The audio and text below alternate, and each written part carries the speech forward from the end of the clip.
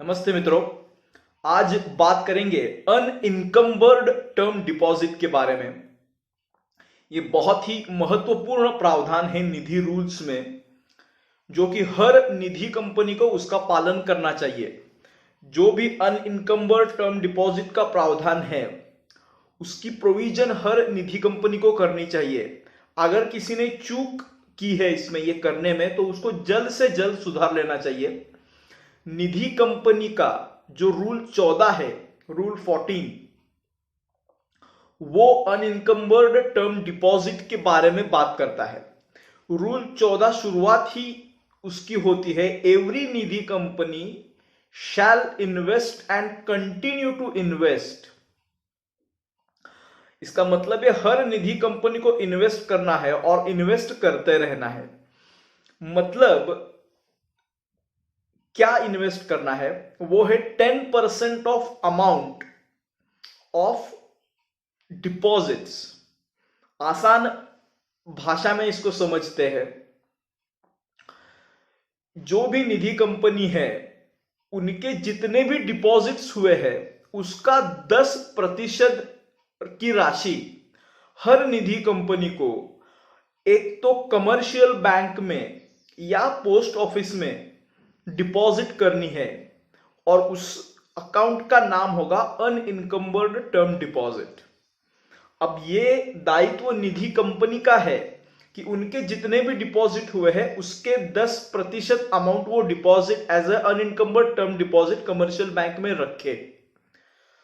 उसमें एक शब्द है कंटिन्यू टू इन्वेस्ट। इसका मतलब यह है कि ये वन टाइम इन्वेस्टमेंट नहीं है, इसका आप पूर्ण समझ लीजिए। हर तीसरे महीने में आपको ये इन्वेस्टमेंट करना है। इसका मतलब ये है और करते रहना है।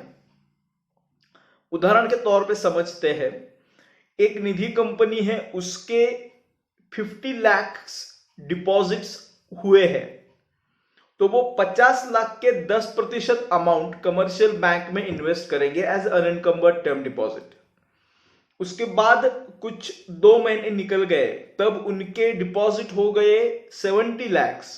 तो अब वो 70 लाख के 10% कमर्शियल बैंक में या पोस्ट ऑफिस में इन्वेस्टमेंट करेंगे। मतलब वो उतनी अमाउंट वहां पे मेंटेन करना है आपको।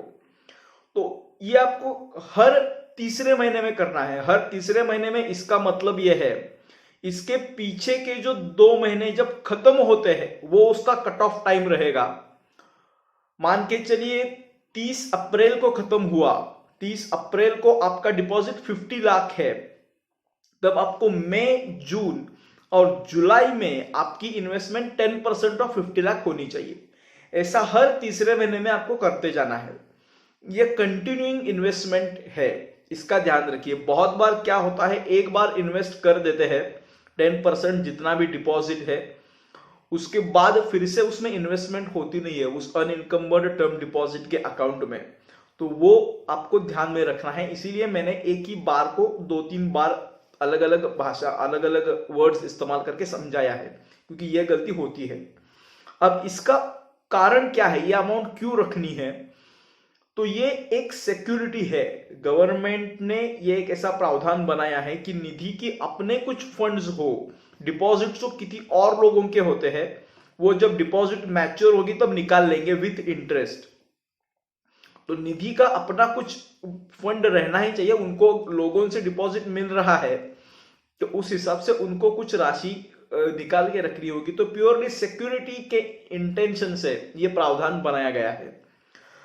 और जब निधि को कभी कोई समस्या आती है तब वो रीजनल डायरेक्टर के अप्रूवल से, प्रायर अप्रूवल, सब्सिक्वेंट अप्रूवल नहीं है, प्रायर अप्रूवल, आपको वो अमाउंट राशि निकालने से पहले रीजनल डायरेक्टर का अप्रूवल लेना होगा। और तब आप किसी कारणवश अगर आपको ये राशि लगती है तब आप निकाल सकते हो।